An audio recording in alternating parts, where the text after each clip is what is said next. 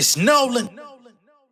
Now, before we get started, make sure y'all hitting that like button. Make sure y'all sharing it on your respective platforms. Let somebody know what we're doing today. Now, let's get into the show. What's going on, beautiful people? It's the kid J Nolan here. Welcome back to another episode of Inside the Industry, your number one source for music, entertainment, commentary, and breakdowns. Y'all know that this has been the most anticipated thing coming from the channel lately is this Chapo conversation. You know, we sat down, we talked for nearly 2 hours. We got about close to an hour and a half of it on camera. We're about to get into it now. But before we get started, make sure that y'all like this video, share this video. We're getting into his story, getting into his journey in music as a songwriter, as an artist, early days of being signed, going to studios, getting bags, who he came into the industry with. All this stuff is verifiable. You can just go and look him up. Live from the East on all platforms. You can find all of this different stuff. Look up Fame. Look up Live Mula. All of these things are available to you. But I greatly appreciate the fact that he came and sat down with me, was candid, was transparent, didn't come in pretentious. And y'all are in for a treat, man. But y'all definitely got to make sure you like and share this. It was a lot of energy when we told people that this was happening. I need y'all to keep that same energy as we get into this story, man. Let's get it. I'm excited. I'm excited to, have some dialogue and, hopefully we could, give some background, clear some things up and just, go from there. All right. So, of course, we all know you as Chapo, but you've actually been known in the industry under a few different names. The first one that comes to mind is Fame.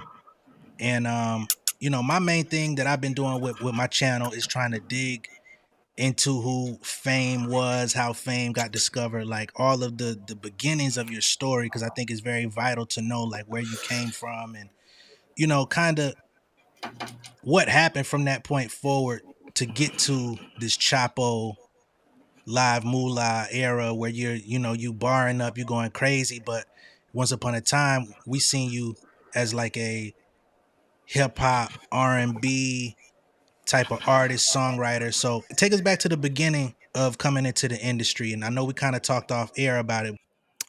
Yeah, guys. So basically, I was the youngest songwriter ever signed to Harvey Mason, at 15, and how I even linked a kid from East New York. I know you're probably wondering, like, how does a kid from East New York, Brooklyn, link up with a Harvey Mason Jr.? I was telling Jay a little bit off the air.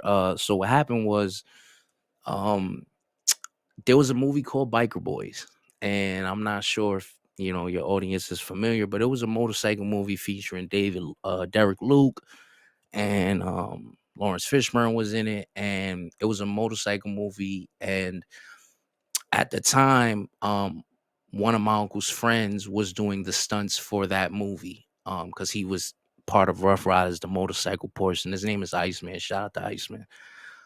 He was doing the stunts portion for that, and he goes out to LA, and the people that were supplying the vehicles for the movie Biker Boys was a company called Platinum Motorsports. Y'all could do your homework on Platinum Motorsports, man. Like, they used to be in all the rap videos. If you ever seen like the car that said Platinum on the like license plate, like they were a big part of like, hip hop at the time. And one of the owners was a guy named Chris Mills, who at the time was just retiring from the NBA, and an Armenian dude, and I want to say his name was Spito. I may mess that up, but I want to say his name was Spito. And they ran this company, and because my boy was doing the stunts, he was able to rub shoulders with them and really just build a natural friendship with Chris. They both shared an interest in the motorcycle thing and the whole, like, cars and all of that. And my boy is one of the dopest on a motorcycle, like when it comes to stunts and tricks and all that. So, my homie Chris fell in love with that part, and my boy came back, kind of like a neighbor, a local celebrity to us. You know what I mean? We all looked at him like, oh, that's the, he in the movie. That's the dude that's in the movie. So, um, shortly after that, him and Chris because he was friends with Baron Davis at the time. Baron Davis was who discovered game. A lot of people don't know that. That Baron Davis was one of the first people to like get behind Game's career. So Chris is looking for things to get into different revenue streams once he leaves the NBA. Obviously, he has Platinum Motorsports, but he sees the success that Baron is having with Game, and he wants to get an artist. The only thing is he doesn't want a West Coast artist. So he's talking to my boy about this, and at the time I was building a name for myself, just kind of running around Brooklyn. At the for my hip hop people, there used to be a time where you had to like show up to somebody block. If somebody said they was better than you had to show up to their block and prove yourself. So how to how some of that could get, but you better come home with the W on your block. But I was just doing it on that aspect of it. But my boy wound up just bringing me to Chris's attention. And, I'm sitting in the barbershop and I get a call from Chris Mills on. I remember I had a Nextel, bro. I wish I could remember. It was like I just remember it was a green screen. I didn't even have a color Nextel design. So I had a Nextel and I get this call like from what I've turned out to be a LA number, and it's Chris. And at first I thought it was a joke. Like I ain't take it serious, but the gist of it was like, yo, you got a flight at 7:30. Make sure you get on the flight. I'm fucking with you.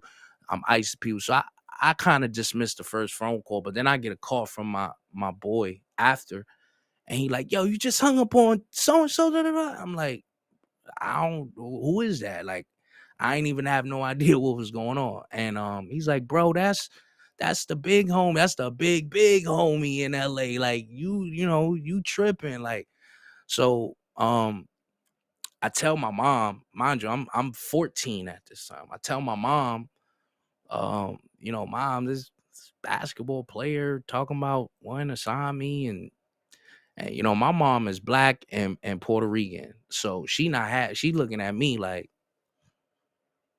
some dude wanna fly you to boy, like she not hearing it. So Chris had to kind of like reach out to my mama and get her blessing on things, and we came to an agreement where he was gonna pay for like homeschooling and take care of some things like that. So now I'm in LA, and the first record contract I do is with Harvey Mason Jr. Harvey Mason Jr. had Harvey Mason Media Group. He just had came from splitting with Damon at the time, who they had the underdogs together, and then Harvey was now splitting off and doing his own thing. So I became the youngest songwriter signed to him. I was there with like Tank, Latoya Luckett, who was like one of the chicks from Destiny's Child, the original Destiny's Child.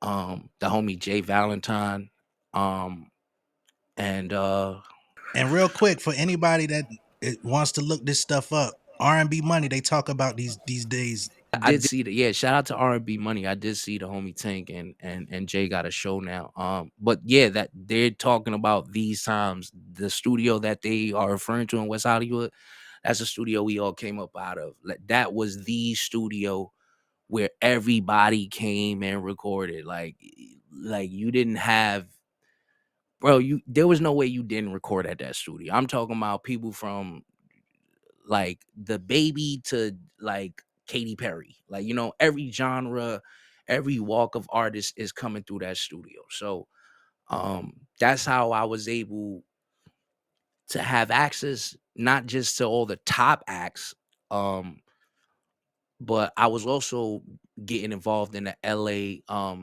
social scene. I was telling Jay a little bit, there's this chick, her name is Miss Diddy.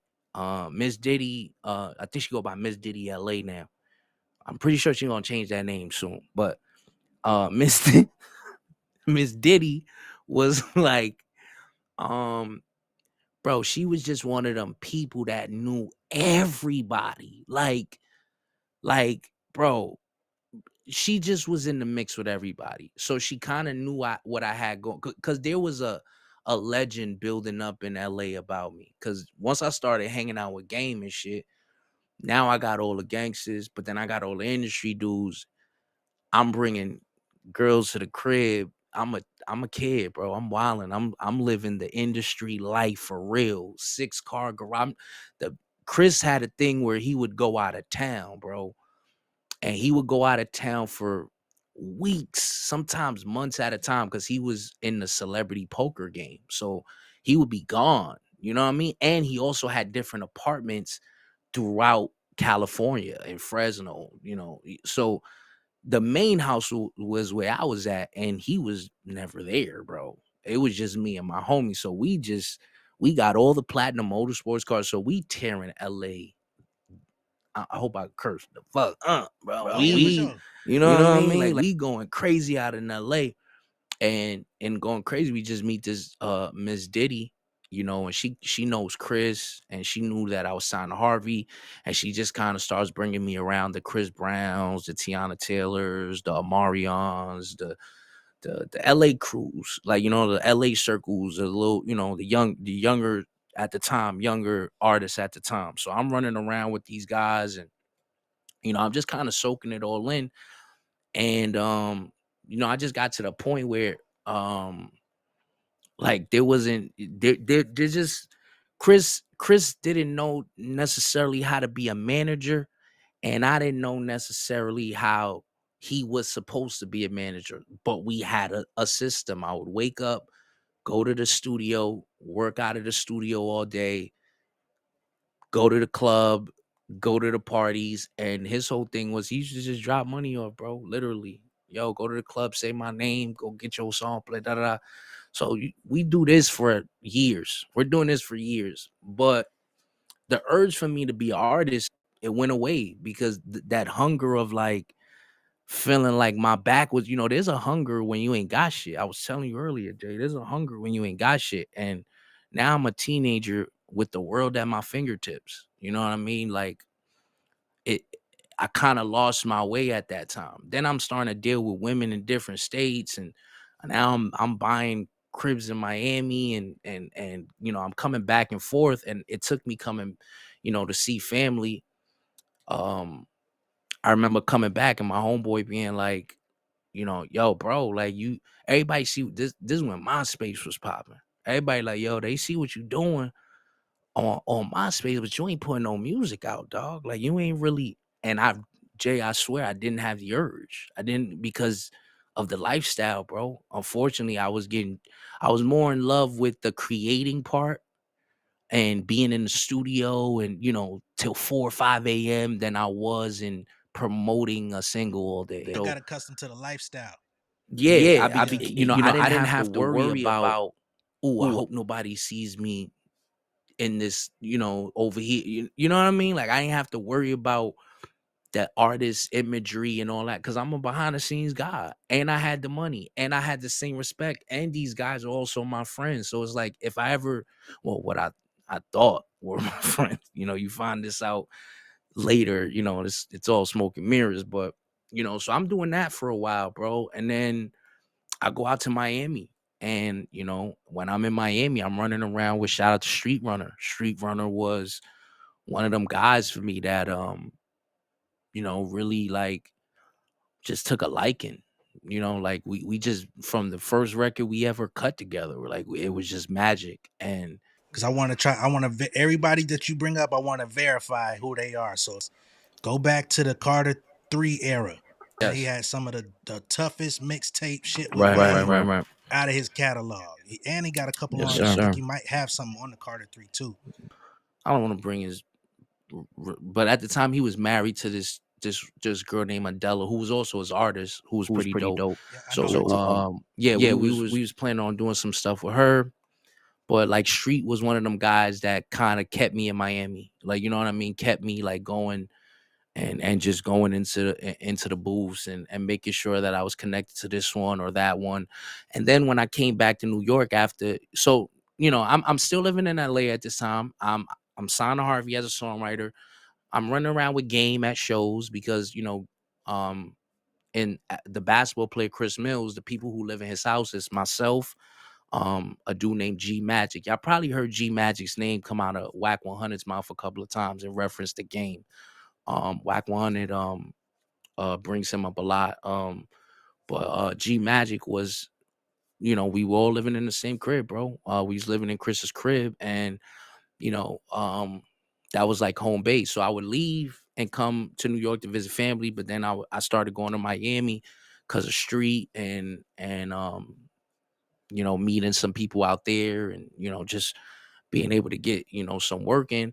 And like you said, I just fell in love with being able to do that, get up and go, like not have to be like, oh, I have to stay here to necessarily um work on my artistry. I could bounce from here to there to there, and it didn't really matter. But this is when this is why the industry, bro.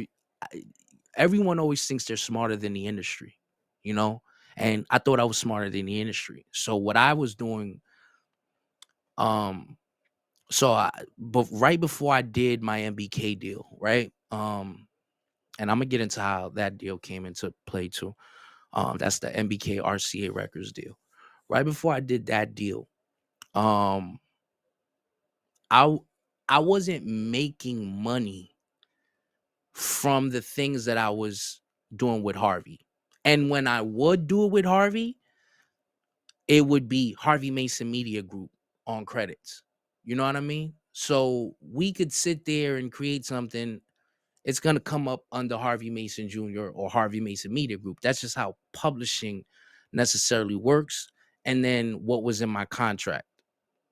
And this is where things get a little shady because I I feel like, I was 15, bro. You didn't have to he put me in a contract for in perpetuity. And that word, a lot of people may not know what that means, but that's a contract word for forever. And it was just nasty business. But it's part of my story, so that's why I don't shy away from it. But So at that time, you're in the studio making music, and that the music that you're creating in the studio is popping up elsewhere under the Harvey Mason. fucking being the soundtrack for a whole movie. Like, you know what I mean? Like one record, and I don't want to get into specifics, but like shit like that. And then so I'm not seeing any money on the songwriting thing, but I don't at the time I don't care, Jay, because I got Chris Mills giving me 10, 15,000 at a week just to live, like just to move around and do shit. Like, you know what I mean? Like, With them having the publishing and it being a part of the soundtrack of the movie, so that all them royalties that's coming in from the movie is going to the company rather than you. right. Right. All right. And And looking back now, I know now, like, I was looking at it like Chris was just giving me money. Like, you feel me? But obviously, looking back now, that money was coming from, but I never really I didn't care. I didn't feel the pressures of I'm not getting compensated. Like I'm not getting compensated for my work. I didn't feel those pressures. I didn't feel like I was being cheated in any kind of way because look where I'm living at. Look what I'm driving. Look who my friends are. I got to deal with the hottest guy. I just was in Miami with this guy. I'm not a so I think that now I'm gonna be smarter than the industry. And this is where I realize, bro, the industry it's 10 times smarter than what you think they are. So now that I'm moving around and I have a name as a songwriter at this time, I'm beginning to now move around to different studios independently. And there's something called split sheets at the end of every song, right? And usually when you do the split sheet, I don't know if you're familiar. I know you're familiar. But absolutely. like the way they're broken down, I give a quick lesson to the fans. 50% to the producer, 35% goes to hooks, songwriter, 15% to engineer. I think the remaining 5 goes to the artist, if I'm not mistaken. So I'm not doing. There was a time when we were doing them with Harvey, but now I'm starting to notice certain like if I stay in Miami too long, I have to go to LA to get money. It's not like I can go to my account. I literally have to go and get money. So I'm like, all right, I need to get some cash wherever I am. So now I'm running around and because of street, because of different people, I'm able to just, bro, literally like if an artist is working on something, all I have to do is say the fucking number and I'm getting it. Like I'm talking about 100, 175,000, whatever the number is. I'm getting the phone. I would call, yo, they would say, yo, this is what we need. Woo, woo, woo. I would say, yup. This is what I want. They'd be like, yo, come pick up the check from here. They would call back. They'd be like, all right, give me a second. And they would say, come pick up the check. Bro, I did this for about 7 years, just collecting, doing this, running around the entire industry, doing this, thinking I'm beating the system because I don't got to break bread with Harvey. I ain't got to break bread. You know what I mean? I'm thinking I'm a step ahead of the game. Like, you know what I mean? So I'm doing all of this shit. I'm not doing split sheets. I, I I'm just taking cash. Now they're calling me for one song, bro. Because you build some kind of camaraderie with people where you feel like, nah, this is my homie. Like, he cool as shit. They make sure you got the right amount of liquor. They make sure you got the right amount of smoke there. They'll bring some girls there. They'll create whatever type of vibe you want. They feel that you can operate in. So I'm showing up there to record one song. By the end of the session, I done recorded 10 songs, bro. But I'm only being paid for one because I've already received money. I told them what I wanted. They not only have, and for a while I was like, I thought I was ripping off the industry. I'm thinking I done found the golden ticket to get the money out the industry, and the whole time, bro, I was shooting myself in the foot for the long end and focused on the short change, and they knew I was. So that's what I was finna get to is if they're giving you money to do one record, but you go in the studio and you doing 10, they keeping all 10 of them. Absolutely. But bro, they'll call you like I just think back to certain conversations. Um, they would call you, if I did get into a situation where I just, sometimes you get inspired, bro. Like you go in there and you're supposed to do a verse and like you said, you leave with like 10, 15 records. And I would always wonder why they'd be like, yo, you good? Yo, you need anything else? And I'm like, no, I'm good. I'm paid. I'm taking, and they'd be like, you sure everything's straight?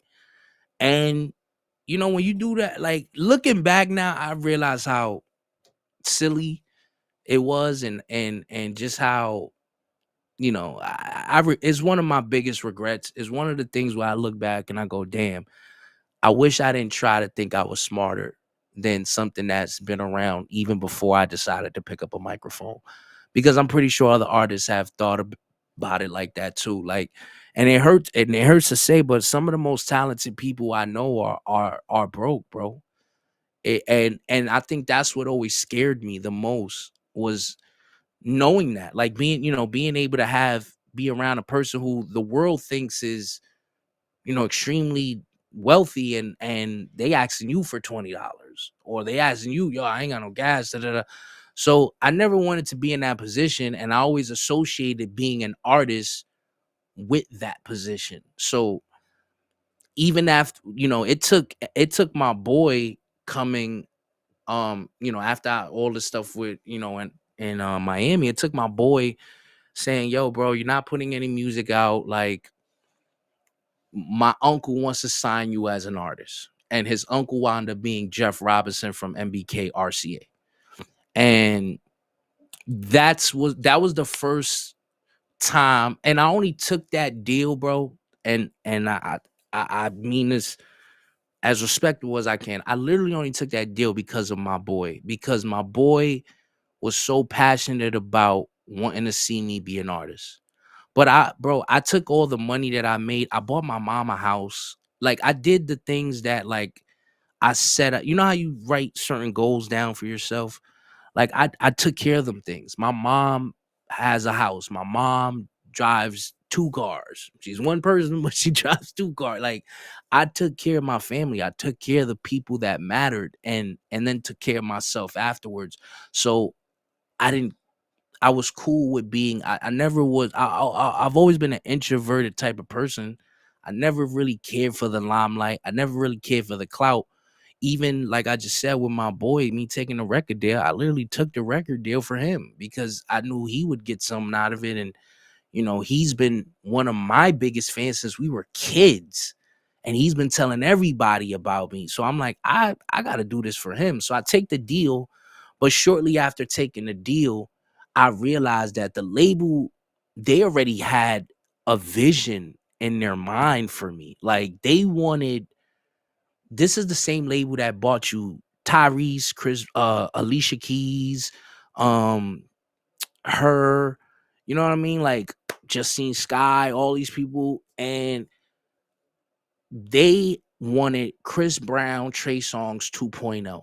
And anything that I did outside of that, bro, was looked at as rebellious. Or I remember they used to say like, yo, you have entourage problems. Or like one of the conversations they sat me down for was, do you want to be Chris Brown or Fabulous? And I didn't understand why I couldn't be both, but there was no template for both at the time. The closest thing they could point to was Ja Rule. And even after that was Lauryn Hill. Like Lauryn Hill was like, and MBK was part of producing that Lauryn Hill album. So they're looking at that as the perfect mergence of hip hop and rap. I'm of R&B and hip hop.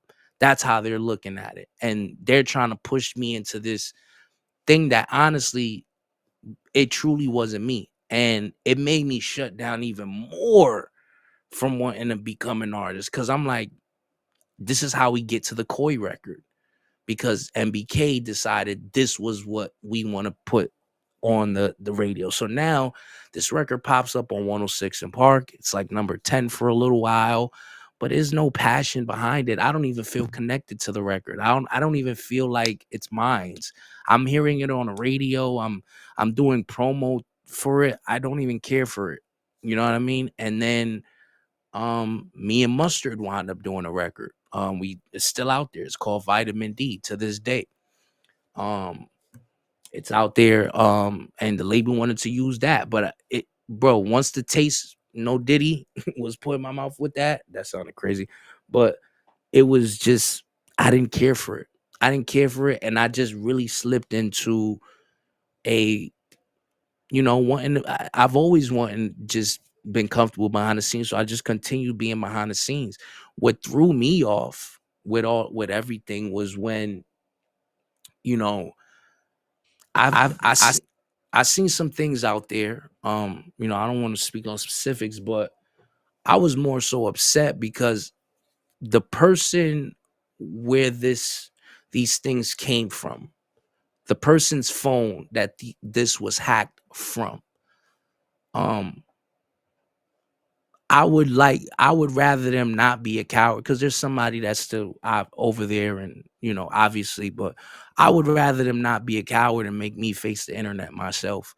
You know what I mean? Or make me have to, sit here and be the bad guy, because, with anything that's associated, like a lot of these people are small pieces in my story, bro. Like, you know what I mean? Like, I can't help that this is how people are getting to know me, but they're just small pieces of a much larger story. Somebody got hacked, and that's where some of this material is coming from. That was the wackest part about it. It was like when people thought that I would, like, you know what I mean? Like I would do something, you know what I mean? Or I had something to do with any of this. It's like, it was almost pathetic, bro. It was like, come on, dog. Like you, and then it just got worse when it was like something that bro, I created something special. I created a style of rap that was special. I created something that was unique, and that was my own. Something that was like, no, that I was known for, something that I was, highly revered for. And to watch people try to diminish me to one person, or try to, like, change the narratives around and make it seem like it's something else, it's a little weird, bro. And it's almost like, I'm fighting a battle I can't win. And the only reason I've been able to even have a voice is because, people like yourself, a lot of your fans, a lot of people that are fans of me just have common sense. Like, 1 plus 1 is 2, bro. Like, it's not 11. You can try to look at it from another way. You can try to, and but it is what it is. You're not gonna take my talent away from me. You're not gonna take. I'm big on integrity and morals, bro. I stand on everything that I do, bro. Everything that I say, everything that I do, I stand on it. I'm not about to sit here and let this, not to get too much, but like, this person is literally not opening their mouth because they want to save position. I don't give a fuck about none of that shit, bro. I'm out here. I live this hip hop shit. I live that shit. I never wanted any of this, bro. I never wanted none of this shit. All of this new attention of how I'm associated, bro, that shit lame to me. That my name is even like wrapped up in, like, because that's not how I want it, that's not how people know me. That's not how the culture know me. That's not how my family know me. That's not how the people that's closest to me know me. And I'm new to this internet shit. I gotta look in on the internet and see shit. And I just realized, like, nobody in this industry is really for you, bro, because there's people right now that could speak up. And instead of doing that, they rather, I get the private texts, I get the pats on the back from behind the scenes of, yo, we see what you doing, or like, we just want to see how it plays out. Like, what the fuck you mean you want to see how it plays out? It's my life, my nigga. Like, you feel me? Like, this ain't for play for me. I ain't wake up and ask for none of this, Jay. I really didn't. I spent my whole career being in the background. I spent my whole career building up, you know, my resume built, and I've always did it with love, compassion, morals. You know what I mean? When I'm around these dudes, bro, I've always been a stand-up guy. And this is why I said to you earlier, I'm like, yo, the internet is a different from the real life, because people don't like the way narratives look on the internet. So instead of sitting there and, trying to fix shit, they'll sit there and like, you know, either hands off or they'll try to play you for it. And I think a lot of people was corny for that, bro. Like, I hate the way this shit played out. I really do. But it wound up being a blessing in disguise, because this is something my mom told. My mom's is a pastor, and she told me, she said, listen, like, every tongue that rises up against you, you know, has to face, has to face God. So at the end of the day, don't let that shit, whatever anybody gonna say, your talent gonna speak for itself. You know what I mean? There's no lawyer, there's no system that can shut me down. And trust me, there's a lot of motherfuckers that's mad at I'm even doing this, Jay. Like, as light as this interview, as we talking on this interview, there's people mad that people care, because for the longest of time, there's been an active campaign to make people not care. And there was like, Jay, they loved me when I was a ghostwriter. I say this, they loved me when I was a ghost. Now y'all, you know what I'm saying? Now I'm on the ops list. Like, y'all loved me when I didn't want it. And I still don't want it. That's the crazy thing. I'm just playing the cards that I was dealt, bro. I got dealt this hand. This is the cards that I got dealt. And this is not again, this is not a fucking game for me, bro. I've spent my entire career, youngest songwriter ever signed to Harvey Mason, building relationships, building a certain style up, multiple people. And not one of these motherfuckers can sit there and, like, that's why when you said the thing with Al B, I'm like, bro, like, what you mean he's sitting there with the side face? Like, Al, like, if you're watching this now, what is that about, bro? Like, what is that about? Like, like, what is that about? You know what I mean? And I've seen others do it. And, some I get a text and they'll be like, yo, don't trip. You know what I mean? I just, at the end of the day, this is because of AB. And then, but for the most part, y'all gonna turn me like, I'm watching people try to turn me into the villain. You know what's up. You just don't want to say it because then your fans gonna know what's up. So the whole thing about the style, right? Even with the freestyle that you just talked about with you and I'll be back or whatever. That was 2011, I think it was. At that point, even in the freestyle, you said don't get confused with the R&B and light voice. You know what I'm saying? So even then, stuff that you've shared like older music that you've shared from that time period, 2010, 2011, there was a certain style that you had at that point, and we saw who those producers were that you were working with. A lot of these producers, bro, like, so producers will call you, right? And they'll be like, yo, bro, bro, I've worked with everybody. Like, pick a name and yes, like, you know what I mean? Type shit. And I've watched producers call me and be like, yo, bro, I got a hook, da da da. And bro, I'll do a voice note on my phone and send it back. Or I'll do something I always keep, I don't have, damn, it's in my book bag in the other room. I have a laptop that I've had since the beginning of my career. My fans call it the dinosaur because it has everything that I've ever done on it. Like, I literally use it as just one big hard drive now. It's like a big, clunky, dinosaur looking first MacBook Pro ever type shit, bro. Like, but I keep it and I bring it everywhere I go because I'm always dumping music into it. I'm always dumping, my stuff into it. So a lot of these guys, bro, a lot of them, I have tracks from everybody. I have beats from everybody, and they'll send me to do, yo, do this hook or like do something, and I'll send it back. And bro, I'll forget about it. I'll literally forget about it because I'm moving, I'm doing things like like I got a bunch of other things just outside of music, just on a personal level that I deal with.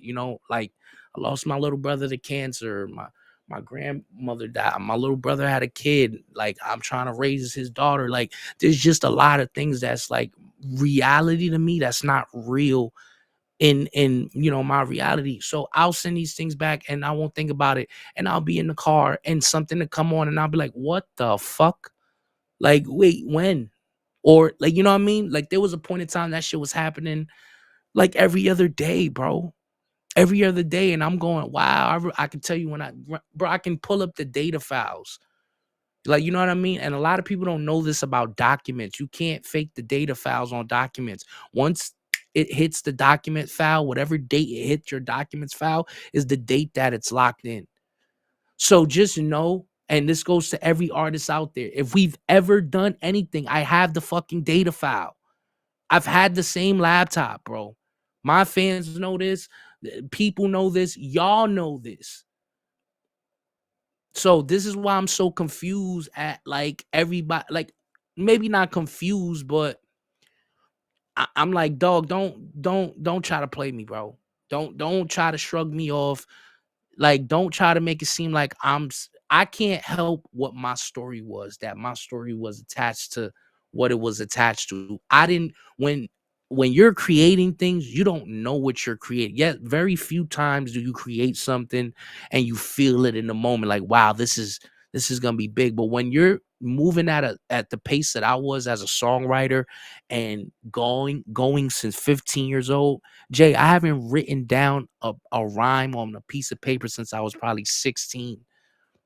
You know what I mean? I haven't like physically written a rhyme down since I was 16 because I've done this religiously as if it was like riding a bike. Like it's one of the things that I do. Like people know in the industry know you want a certain thing called chop.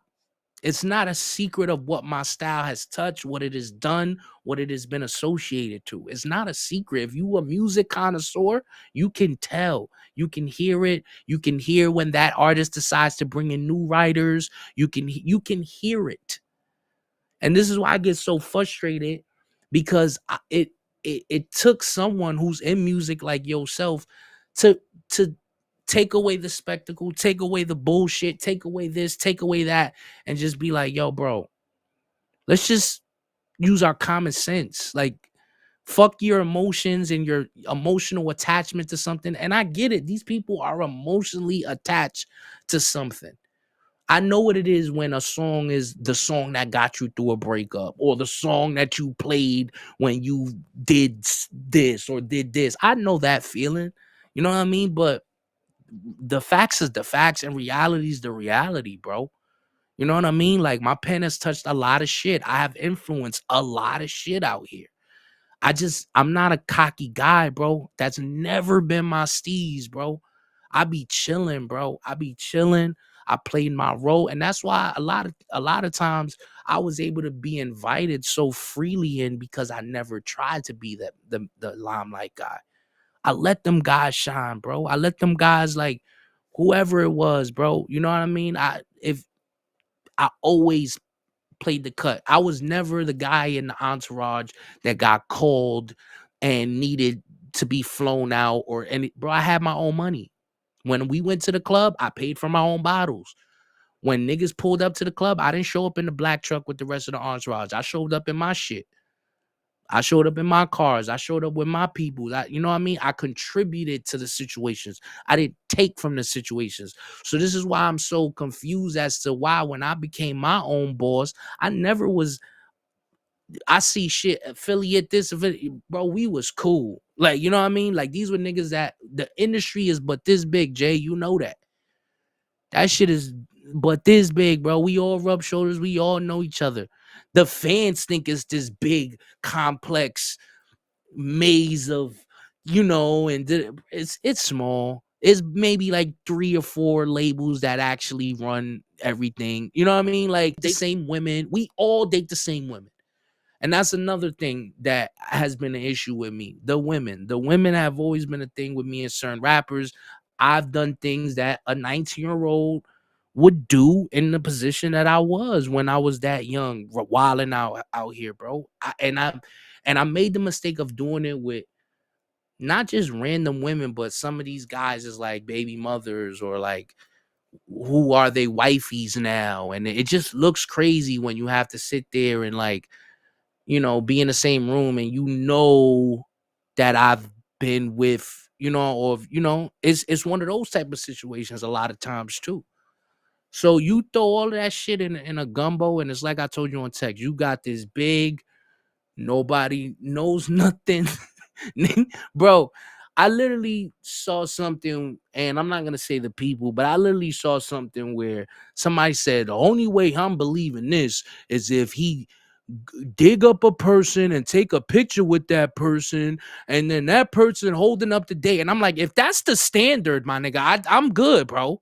Like, it seems like the internet could solve academics in them niggas could solve murders and all kind of shit, but play dumb with this. All of a sudden, nobody know nothing. Like, it's corny. And the people that know what's going on, they see how corny it is. And they go, God damn, bro, y'all niggas look pathetic trying to do this. Like, y'all all look crazy. The standard is impossible. I'm never gonna convince, bro. There's nothing that I can do. So why entertain it? Why sit there and try to prove myself through some kind of weird way that everybody's trying to, like, bro, just listen to my music. It's in my music, bro. You can't fake. And Dot said it the best, and Dot gave me a nice low layup. Shout out to you, Dot. You can't fake the influence, bro. And if old boy want to go down this road, and I'm telling you, it's not gonna end up well, bro. It's not gonna end up well. But I just wish that people would, just take the time out, take your feelings out of it, take some time and just use common sense and sit down and just listen, bro. And if you leave with I have you, I'm not here to verify. I'm not here to one thing I will never do. And you can ask anybody about this about me, gang. One thing I would never do is tear down another creative, bro. That's one. If you look at my bios on my social, what does it say? I create. I respect the creative process more than anything else in this motherfucking industry, bro. That's one thing that I will put my foot down and die on that hill, is the creatives, and shining light on creatives, and shining light on people that actually take this culture and what we do here seriously, bro. That's why I sat down. That's why I'm doing this one, because I'm like, Nolan is actually trying to figure out the code. Nolan is asking questions.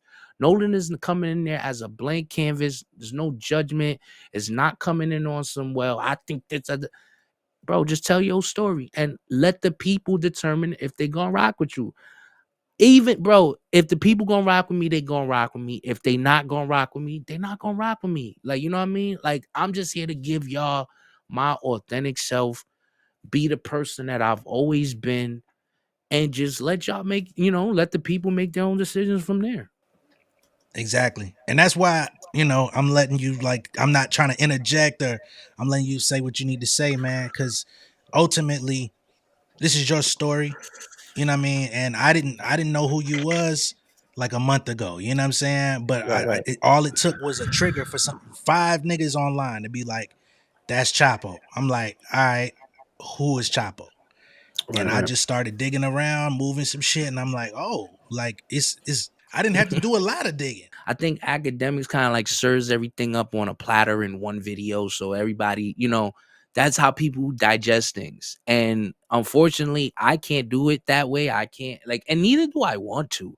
Like, I didn't ask for this. People swear that I like I didn't ask for any of this. If you look on my Instagrams and my socials, bro, I'm not even talking about what's going on because I didn't ask for any of this, bro. You know what I mean? And I don't want it to be looked at as, oh, this is some new guy trying to throw his hat in the mix. Like, come on, bro. Like, I've seen every narrative in the world out there about me, except for like you know what I mean? Like the common sense shit. It's like, come on, you think I'm some, so I plant this, what, 15 years ago? You know what I mean? So 15 years ago, I've been planning like, come on, bro. Come on. Now I got to take pictures with dead bodies to verify with the bodies holding dates. Like, I'm not here to entertain all of that. I understand that that's what comes with the internet. And, I'm not one of them people that's trying to live off that moment. I got a album out right now. Shout out to the album Chapo. It's out right now. I got 2 singles out. Shot the NDA, which means not doing anything. I got the Complex freestyle out, you know what I mean? So I got some music out, and all of that was I'm gonna get into a little bit how my I even have a streaming thing. So those albums out now, go check them out. Y'all could, I just met the moment because I always have music. So once I seen people talking, I'm like, nigga, I'm not gonna sit there and play circus with y'all. I'm gonna do what I normally do, which is create music and let the people decide. I didn't put a narrative behind the music. I didn't say anything about. I just put out the music, and I let people form their own opinions, form their own things, their own. You know what I mean? Because I didn't even want to. I'm not trying to ride a wave. I'm not trying to clout my way into this game. I feel that if I got to do it again to show y'all that I can compete, I do it again. That's why the third record on my shit is again. I was gonna leave it alone till I did this shit again. Like, I'm dead serious about what I do, and there's never gonna be a situation where it's like, oh, I'm not inspired today, or I'm just no. I do this, bro. I've done this every day for the last 15 plus years. I do this every day. Like, I like this. I don't know how to not do this. Is the part that I'm having in my life. You know what I mean? I don't know how to not create or songwrite, or you know what I mean. So that's just been my whole thing from the beginning, bro. Like, just continue to create and let. I'm not even trying to reflect on what happened before and live in the past. Right now, we popping. Right now, we got people genuinely interested that I didn't think would ever, like, I didn't think it was gonna happen that way. But to see people genuinely interested, I always tell people this shit was built by the fans, bro. There's no label behind me. There's no bots. There's no like PR running my shit. Like, even Nolan, you can maybe attest to this. Like, my fans reach out to you, bro. Like, you know what I mean? That there's no management. There's no guy puppeteer saying, "Yo, do this," and Yeah, I've it's, spoken to probably about four of them. like, my fans are the ones that made me. That's why I said in the NDA song, I said, my legend increased in whatever he mentioned, because is becoming bigger than just, what the internet tried to make it about. It's becoming now more about, wow, we've missed this sound. We've missed this type of rap, or we've missed this type of hunger, or this type of authenticity, or this type of, and I'm not here to like try to tear down another artist, or like, oh, I'm here to replace that artist. No, dog, like, but I'm here now. Like, you know what I mean? I'm no longer, you can't little bro me. You can't little dog me and try to like, well, that's the little, I'm not going. And I'm not going for none of it, because I thought, when I did think I were talking to like my older brothers and getting advice from on things and shit, y'all niggas gave me y'all ass to kiss when the shit hit the fan. So now y'all all on the menu, bro. The only person that I can honestly truly say that I have a reverence for, and not to this day, like, and we ain't even gotta speak on it on the internet, bro, is Dot. Dot is the only one, bro. And what's done, what's understood ain't gotta be explained, bro. He knows, I know. It was, that's all that matters. And with that, like, I'm hitting the ground running. I even told him, like, bro, I don't want anybody to sit there and be able to say, oh, he's on because of so and so. I want people to sit there and be like, yo, nah, I seen Chapo's grind, nigga. I seen that nigga crank out freestyle. I seen him crank out tapes. I seen him do it, because that was my problem back with MBK. Oh, he ain't the silver spoon kid here. You know what I mean? So I shook that narrative. Now I got 15 plus years of resume, and I'm still putting up numbers on the board now. And I'm just hoping that people like recognize that and want to rock out with me, gang. Like, real shit. Like, I ain't got nothing to gain out of this other than a love for the music, bro. I ain't trying to charge niggas to talk, or try to, line my pockets, my steal money from my fans and shit. That's not what this is about. This is about the culture and me respecting not only your platform and your followers, but like respecting that this is a new era. When Dot said the party must die, bro, he was talking about way more than a rapper. He was talking about need everything. It has to go. We need new people. We need people like yourself who's willing to ask the questions, who's willing to sit there and actually peel the onion back just one layer. You don't even got to peel it 2, 3 layers, just one. Just ask the one question. Well, why is this? Well, why is this? And not many people do that, bro. Everybody is, just trying to get the spectacle moment. Everybody want that clip, that viral moment. You know what I mean? But I tell my fans, bro, if you stay on board with what we got going on right now, bro, we gonna have plenty more of these, bro. You know what I mean? Because one thing I learned is being yourself. You can never fail being yourself, bro. Yeah, big facts. And that's why I appreciate you even coming and doing this, because I know, what I mean, it was so much talk going on. I'm like, I don't know if he gonna want to do it, and I'm like, I want to be respectful to the situation, because I don't want to add a burden, because I come from this shit too. I'm an artist myself, I'm a writer myself. I know how, certain shit can be like twisted up, and Mhm. you leave feeling worse than when you came. Ain't no way I'm gonna bring this dude on my shit and have that be the case.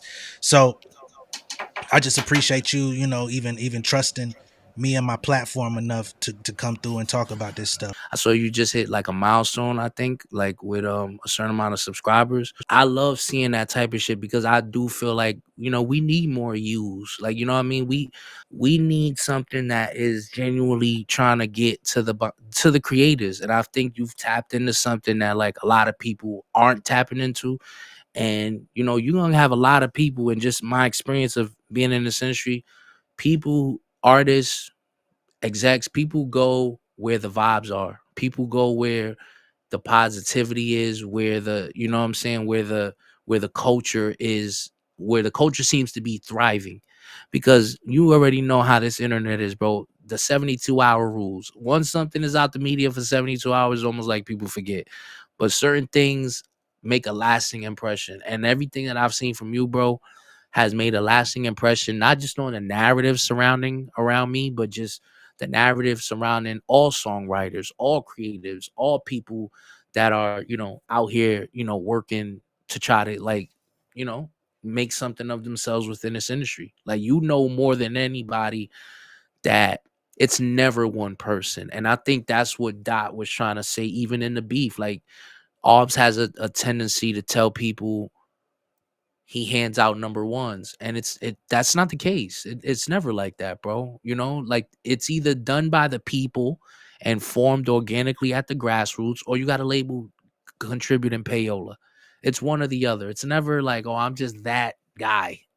Like, you know what I mean? So I'm glad you taking the time to shine light on, people like myself, people who, like, let's say, necessarily the fans may not look at as important parts, but are vital parts. And without, the songwriters, the writers, certain people, like, a lot of these artists wouldn't have, what people love them for. And, like you also said too, when you when I dropped my album, bro, I pissed off a lot of A&Rs. And it's so weird because I got phone calls after, and the A&Rs would say things to the effect of, why would you put that song out? We were going to use it. Mind you, I recorded the song in 2022 or 2021. And I'm like, when? When were you gonna use it, bro? Like, real, like, seriously? All of a sudden, you see now the fans are like loving the song. Now you were gonna use the record. So once I started seeing those type of texts, I was like, yeah, I know I pissed off a couple of A&Rs, and I'm pretty sure with that I pissed off a couple of artists. I truly don't know what artists have maybe fucking sampled one of the songs off Chapo or something and put it on their youth IG or something. Like, I don't know if they revealed it to their story or anything like that, but I do know I took all my shit back, and I'm gonna put that energy to myself.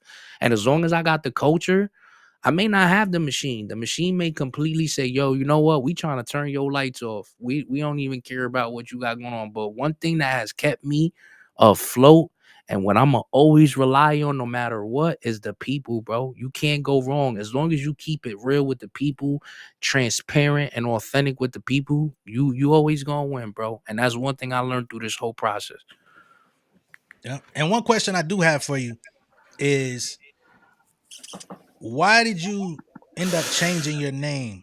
The name thing, it came from, so my street name was always, people used to call me either Juice, Mula, or Chapo. That's always been my street name. Like, that's just what people knew me as from a youngin. Like, I've always just been known as that. So when I moved to LA, um I was going by the name just Juice at the time. Took my nickname and And I went with saw Juice. Juice on that file, that email that you had put up. So I was just going by the name Juice at this time. And at this time, like, Chris had a game. Chris was like getting, and my boy Ice, they were getting really tight with Famous Stars and Stripes. That's Travis Barker's crew. And they big in LA, bro. Like, because of the motorcycle shit. Like, Famous Stars and Stripes was big on the motorcycle shit. My boy's a motorcycle guy. They wanted him to be part of they shit. Now my boy was part of Rough Riders, but he wound up like taking on the banner. So he became Famous Ice, and I became Famous Juice, just because of the Stars and Stripes with Travis Barker shit. From there, um, I did a mixtape called Brooklyn Dodger, right? This was my first mixtape in LA. And it's so crazy because this mixtape wasn't even supposed to come out, bro. Like, this was like I was freestyling over a bunch of um like beats and shit, and we just put it on a tape, and we was in the house one day, and I had Makai Pfeiffer. Like, because I was with Chris, I used to have different celebrities coming in to play poker, different poker nights and shit like that to the crib. One of the celebrities was Makai Pfeiffer, Kevin Hart, before he like blew the fuck up. Like, all these people were like always at the house. We were always joking on each other. Like, niggas used to call Kevin, Kev long face, little body type shit. Like, it was all kind of jokes, bro. So when I was making this mixtape, I remember sitting at the table. We was all like, Chris and I was playing poker. We all joking and shit. And I'm like, damn, dog, like, I got all these freestyles, but it's just freestyles. Like, nigga, like, this is when interludes were big. I'm like, I ain't got no fucking interludes on this whole mixtape. Like, and Chris is like, hey, Kev, call Fame phone and leave a voicemail shouting out the mixtape. So we wound up doing that. We had Kev call, leave a voicemail. So if you go and listen to the Brooklyn Dodger mixtape, you see a Kevin Hart skit on there. You see a Mekhi Phifer skit of him talking and all of that. And that was because those were like my guys. I used to literally babysit Mekhi Phifer's son, bro. Like little Mekhi. Like I used to dead watch him when him and Chris used to go to the poker tournaments and shit. So, I was able to get all of them features on there. So now the tape comes out under Famous Jizzle. This is when Izzle and fish shit was a thing. Like, you know what I mean? So for some reason I went from Juice to Jizzle, and it sounds horrible now, like, but it became my name, Famous Jizzle in LA. And it was normal. It wasn't until I started coming to the East Coast, Miami and New York, that my friends was like, yo, my nigga, I'm not calling you Jizzle, bro. Like, I'm not calling you Famous Jizzle, bro. I'm just not, like, so it became like shortened down to Famous. And then from Famous, it got shortened down to Fame. And then when MBK signed me, what they did was they trademarked and bought the name Fame. So once they trademarked and owned it, when we like I told you, we had like creative differences. Like, you know what I mean? They wanted Chris Brown 2.0. I wanted to continue to doing what I felt was innovating at the time, like this whole rap singing thing. Like, this is pre 808s and heartbeats. This is all pre that. So I'm like, I wanted to continue on this, and I was just trying to find the proper middle ground, because I was a singer, but I was also a rapper. And both extremes can sometimes, kind of combat. So I was trying to find like the middle ground. And that's when I came up with like the whole crooning kind of like sound. But that's, neither here nor there. But so yeah, I was trying to find the sound, and then, when I finally did get the sound, it was just off to the races from there. But um the Famous Jizzle became Fame, and then from Fame, after I left MBK, I just went back to my street name, Mula. Like, you know what I mean?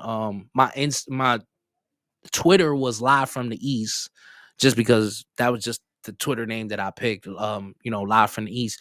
So like people started calling me Live from the East, Live, and then it just got shortened to Live, instead of saying Live from the East, which is a long word. So it just got showing alive, and then it became, yo, what up, Live Moolah? Like, you know what I mean? They started mixing the Live Moolah into it. And then, you know, for a while, I would say about maybe like 2, 3 years, like music was probably like the last thing that I was thinking about. You know what I mean? And like, I was starting to like kind of dry up on getting the checks that I wanted and things like that.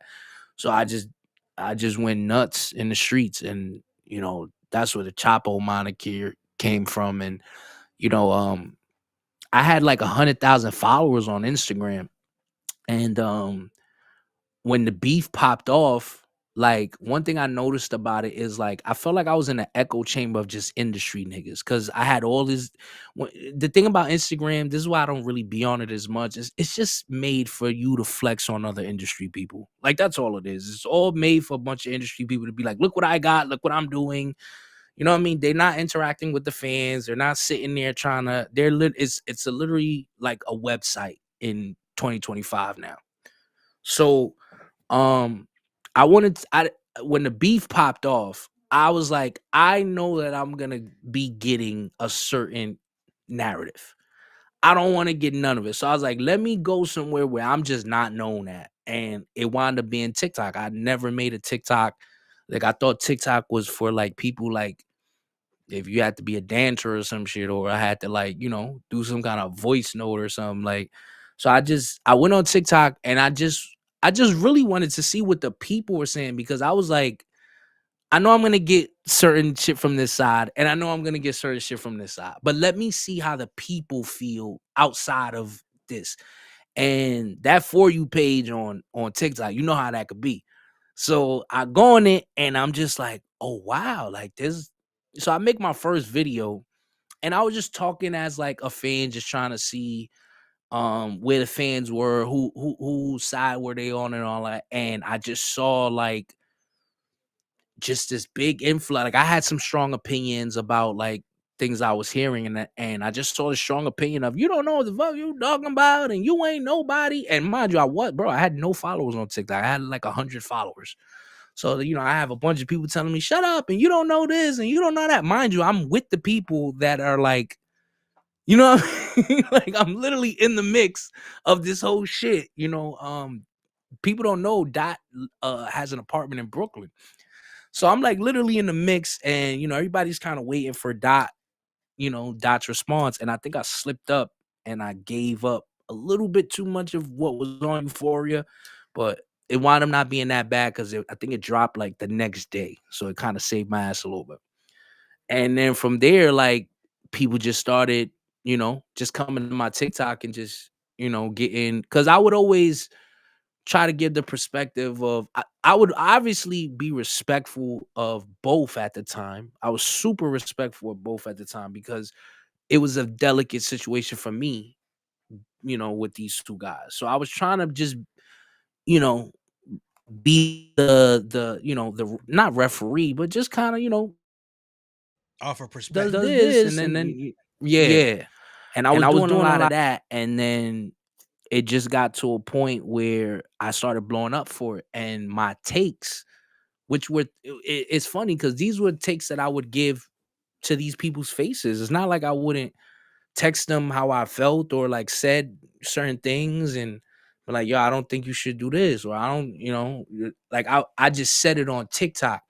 And then when I said it, people would agree with me, and I would try to show people like, dog, look, I'm not bugging. Like the culture is saying da da da, and certain people didn't like it, and I think there was a certain paranoia that was created in the midst of the beef, where like you know artists just I can only imagine that type of pressure when you got the whole world looking at you like that, and you start not trusting everybody, even though like there may be history there may be I think with anybody I wouldn't trust anybody in that situation either, you know what I mean? So I just think like that's just another credit to Dot just for being so masterful in creating you know uh just this uncertainty in the air amongst everybody, bro. The whole industry was like, on its toes, like, oh shit, like damn, do I gotta worry about if something going like, so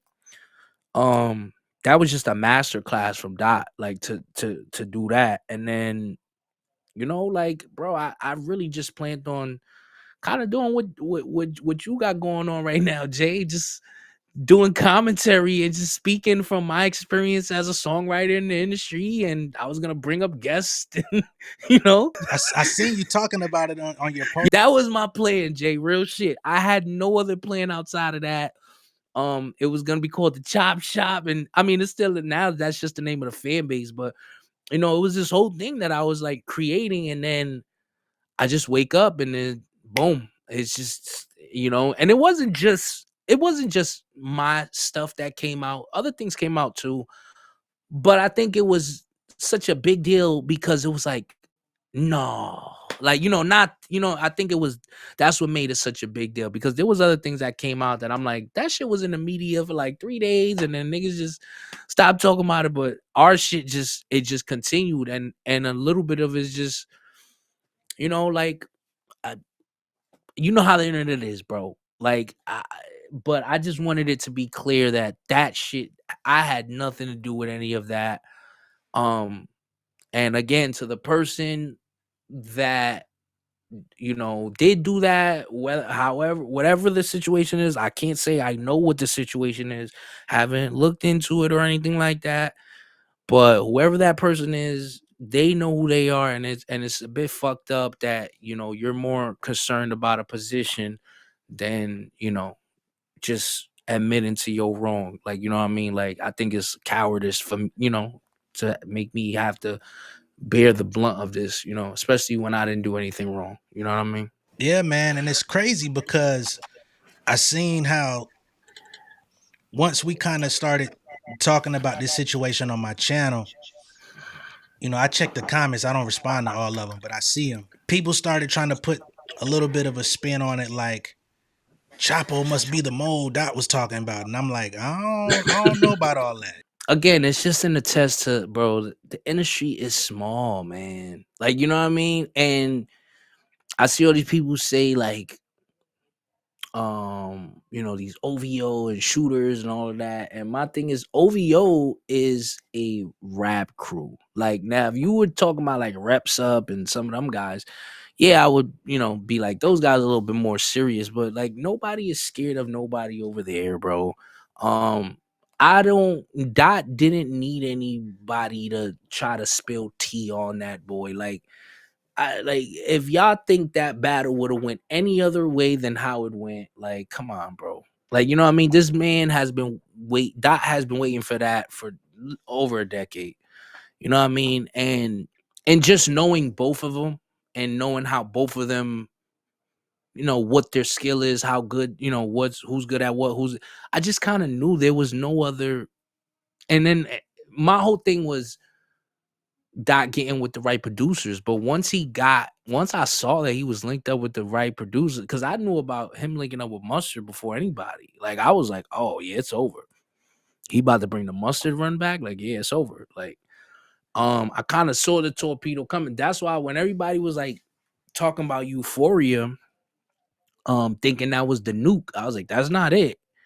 I was like, that's not, and people were happy with 616 and like they were happy with all of that. And I just remember telling everybody kept coming on my page, like, yo, was that? I'm like, it's not it yet. It's not it yet. And then once it hit, bro, I just kind of knew because I just know, bro, I just know hip hop culture and I knew how like I knew the checkmate position old boy put himself in with the heart part six. I say you checkmated yourself. You fed right into. I remember I seen my brother Daylight say something like this. He was saying that like, yo, bro, you check like the slave line. I wouldn't have said that. You went right into his ballpark. You know what I mean? Like you went right into it willingly. You fell for the traps. You fell for the bait. And this goes into a little bit of what people were saying. Like he's not as calculated as people try to give him credit for. And I think Dot's whole thing was just trying to show that. And I don't wish, bro. My whole thing is, I don't wish bad on him. I don't wish bad on them. I don't wish bad on, you know, on any of the way any of this shit played out. I think when you give, but for him to try to sit there and say that the culture that you didn't have this coming is when I go, come on, bro. I've watched some of the behind the scenes kind of shit. Like, shout out to Bryson Tiller. Shout out to Tori. I don't want to tell their stories, but like they have some stories and they have some things and free Fetty Wap. Fetty Wap is another one. And I think, if you really heard and I think some of these stories are even out there, bro. If you really just look at his resume with others, you know, if you're not is really it's never been about the culture. It's been about him, and it's okay. It's okay if that's where you want to go with it. But I just don't like the faking like it's for everybody else. Like you know what I mean? Like no, I'm doing this for y'all type situation. That's where I kind of be like, come on, bro. Like, Yeah, it's interesting you bring up Bryson because I saw an interview of him last year, and mhm. somebody asked him like when the last time they had spoke, and it was kind of like you could tell there was something there. A lot of these guys, see, this is how you know, Jay, that I never, I don't have what these guys have, which is the PR training, and they know not to say this. Like I'm being told all this now. Like, yeah, I got my lawyer and shit, making sure I don't go off the deep ends. But a lot of them, like I said, a lot of people in this industry are more so uh, trying to save potential relationships than being honest, because they may not have an issue now, but they're like, well, I don't want if we run because this industry is so small. I don't want it to be if I run into this person, then I have, then it's an issue. So a lot of these guys will sit there and tiptoe around shit and with no paperwork, with no contracts, with no nothing. They'll just genuinely do it like that, like just to save face or save face for the brand. Like to me, I've always looked at it like, yo, I'm the people built me. The people are the reason I'm here. That's who I do it for, bro. Like, you know what I mean? Like, I'm not into it for the making, the white man at behind the desk happy, or him feeling like now he got a direct line to the culture because he's messing with Chopper. Like, I don't really carry it like that. And I've seen the industry try to interject its celebrities, and I've watched the culture collectively be like, no, I'm good. Like, no, I'm good. Like, you know what I mean? Like, not to throw any shade or anything, but I watched it with Ice Spice. I watched them build. I watched her go from supposedly this unknown chick in the Bronx to Dunkin' Donuts commercials, and it's supposed to be like this big Cinderella story rollout. And come on, bro, she was signed before the Munch video. Who you think paid for the Munch video? 10K. Go look it up. I've broken this down on my channel. Sub labels on major labels, and all that happens is they'll sign to a label like 10K, which is under Def Jam. 10K will work the record, get all the budget, get the video up, and then they'll present it to the public, and they'll just move their contracts up, and they'll roll her out as she was so amazing that we had to give her a deal because she was just heating up the streets that much. And it's bullshit. It's such bullshit, and I'm so glad people are starting to catch on to it now and starting to catch it right. Like, I see Jack Harlow going through it. Like, people, you cannot create stars and just feed them to the public and think you could trick the fans anymore, bro. It's old. Them days are long gone, bro. Long gone. Yep.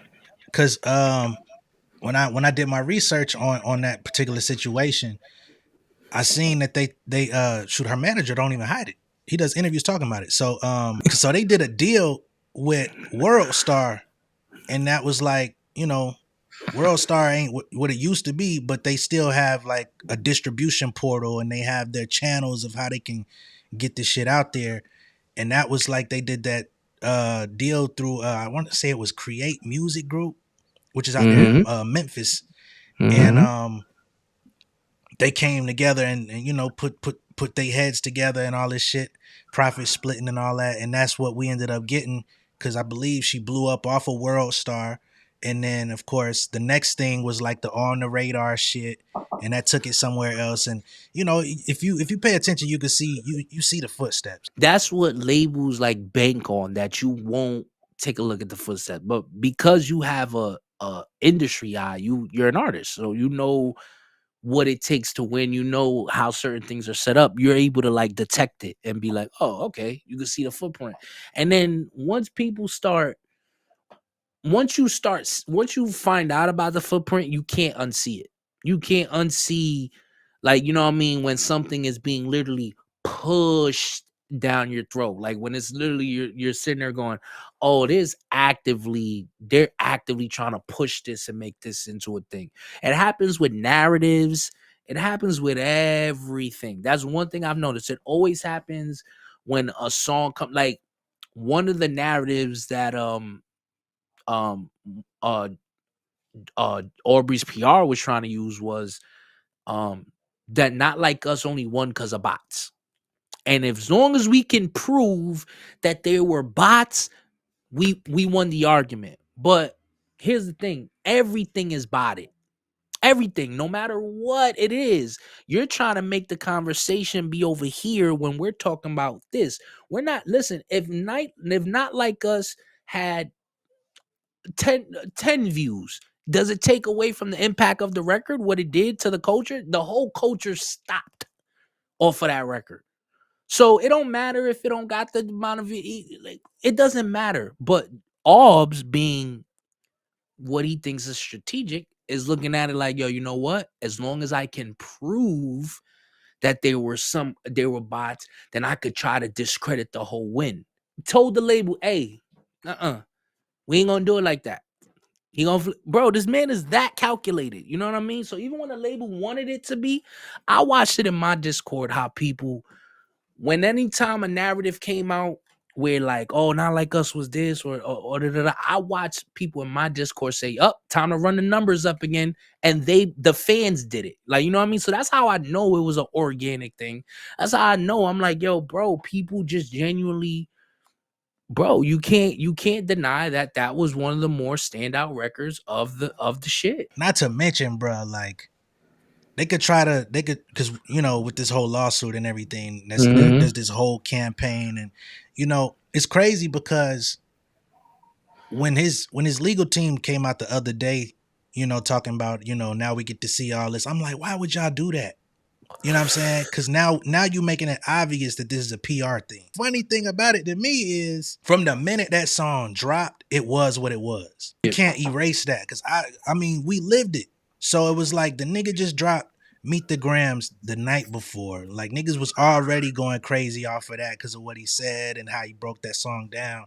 And crazy enough, I caught flack because when it came out, I was like, I like it, but that ain't what I'm trying to hear. You know what I'm saying? Everybody kept going, yeah, but that's not the, like, they were giving it to him lyrically, but the industry had the people that expected the club back to back type record, right? We're sitting there with the I don't know face. And I knew it was coming. I'm like, y'all, all right, y'all keep playing with this boy like he don't got fucking. And I think that's one of the most ridiculous things that I've heard is that Dot don't got fucking hit. Like the entire playlist where I've just let Dot shit play, and I'm like, oh god damn, I forgot he did it. This, I forgot he did that verse on New Freezer. I forgot he did this on so and so. Like, stop playing with him, bro. Even before, like, something happened where like I had a sample issue for a record that I didn't have when I was in certain people's good graces, and I ran into the sample issue and it wound up pushing back a mixtape that like I was working on last year. And I ain't trip about it. You know what I mean? It wound up getting fixed because in the beginning I said Larry Jackson, who's went on to become like one of the heads over there at Apple, was one of the first people involved in my deal with Harvey Mason. So he was able to like fix that for me pretty quick. But there was people that were trying to stop, that song from coming out because they thought it was something else. It was a song I had called Journal Entry 6 because I numbered my journal entry series, and I had a one coming out called Journal Entry 6, and that shit made people think that I was about to like it was a whole thing behind this record. But I wound up getting it cleared and everything like that, and that's when I was just like, damn, these niggas really tried to stop a record. But there's other things that's uploaded that you need direct okays from in order to happen. And I have them uploaded. So, like I said, it's like you said, bro. I just let people do their homework, bro. Real shit. But Absolutely. And since we're talking about your music, what is it that you want people to really get out of this Chapo project? um obviously I want people to hear me, hear my style, my contributions to hip hop, but hear it coming from me. And I want people to know I'm here and I'm not going anywhere. And this is just the beginning. This is just kind of like the intro to what is to come. There's so many things that's like on schedule for us, and coming in daily, to be honest. Um and I'm just excited to get to it all. I don't want to like spoil you like certain things, but just certain features coming, just certain um, me, I probably can't say this. Me and Zaytoven is working on a project, so I know that's gonna be pretty incredible. Um, Other than that, man, you're just gonna have to stay in tune with the whole Chapo situation and continue because honestly, bro, we just getting started. Like seriously, like, and the love that I've been getting from the tape has just been it's been amazing. You know what I mean? So if to put it in a short answer, I just want people to leave this tape knowing that I'm here. I ain't going nowhere, and I'm gonna be a problem from here forward. All right, y'all heard it first. We been trying to put it together. We finally made it happen. Keep keep sending me the comments. Keep, it finally happened. We made it happen. If y'all don't know, y'all need to check out J Nolan music. I already told him one of my favorite records. He thought I was playing. Let me show it to my camera, because look, it's right as soon as I pull it up. Get in tune with the homie, because he's spitting better than some of your favorites out here, if you know what I'm saying. But make sure y'all go get that Chapo project out now. Make sure y'all listen to that Complex freestyle, the NDA freestyle, which means not doing anything. That's out now. And if you dissect those projects, if you dissect those bars, listen, I said it in the tweet. Dot taught me how to layer up my messaging. Dot showed me how to, it's not necessarily all about putting everything on forefront. Sometimes you got to tease them. Sometimes you got to make them wait. Sometimes you're going to have to listen to a song 3, 4, 5, 6 times before you can fully pick up, what we trying to get at. But I gave the people enough to where you guys can really like listen to it, and hopefully you guys, you feel my authenticity, you feel where I'm coming from, and you guys are interested in hearing my story. We gonna be here for a while. I always say, when you're bracking, it's like this. All right, y'all. Appreciate y'all tuning in. Be sure to like and share this video. We definitely need to get this message out there. Y'all asked for it. Y'all hyped it up on Twitter. Y'all went crazy on Twitter. So make sure y'all backing up all that energy by actually tuning in and sharing it. All right, y'all. So that was the Chapo interview. Once again, make sure y'all liking and sharing this video. You know what I'm saying? Y'all don't understand, man. It was definitely a back and forth to get it happen. It wasn't resistance, but it was definitely, we needed to make sure that it was right. I talked to a couple of Chapo's people leading up to it, you know what I'm saying, from the Chop Shop, and they was like, yo, Chop is watching. We just trying to make sure everything is right. Make sure everything is, you know what I'm saying, the narrative is being spoken of correctly, and we're not, jeopardizing his situation in any type of way, which I never intended to. Y'all know my platform is built off of integrity, built off of, respecting the artists, respecting the creatives, and sharing the story in a way that, unfortunately, there's just some things that can't be, blatantly put in your face for extenuating circumstances. And I respect that. Some people may not, but I do. You know what I'm saying? Especially the show is called Inside the Industry. I got to respect the industry to a certain extent, because without it, what are we going to be talking about? You know what I'm saying? And we don't want to put my platform in jeopardy. We don't want to put Chapo in jeopardy. We don't want to put nobody in jeopardy. You know what I'm saying? And that's over an array of topics. Y'all know when I don't know something, I say I don't know, but here's my opinion of what I'm seeing. I do that deliberately. It's not because of some cowardice. It's because, man, shit getting tricky out this bitch. Y'all see, even in the interview, I'm mostly quiet. I let him do the talking. I have a couple, interjections here just to say, hey, what about this? What about this? When you was over here, what happened here?